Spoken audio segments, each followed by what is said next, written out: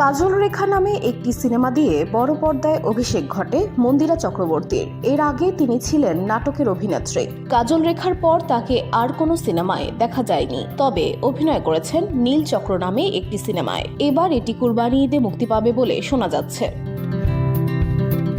নির্মাতা মিঠু খান জানিয়েছেন, ঈদের জন্যই তারা প্রস্তুতি নিচ্ছেন। এটি অবশ্যই মন্দিরার জন্য সুখবর। প্রথম সিনেমা বাণিজ্যিক সাফল্য না পেলেও এই সিনেমার মাধ্যমে বড় পর্দায় নিজের জাত চেনাতে সক্ষম হয়েছিলেন মন্দিরা। এবার আসছে মশলাদার সিনেমা নিয়ে, তবে এই সিনেমা নিয়ে কিন্তু থেকে যায়, কারণ নীলচক্র নায়ক আরিফিন শুভ, যিনি এরই মধ্যে ফ্যাসিস্ট শেখ হাসিনার দোসর হিসেবে স্বীকৃত।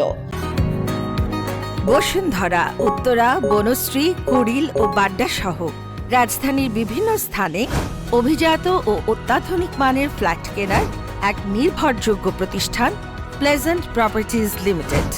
তাই আপনার স্বপ্নের আবাসনের জন্য আজই যোগাযোগ করুন। Pleasant properties limited, where destiny matches eventually.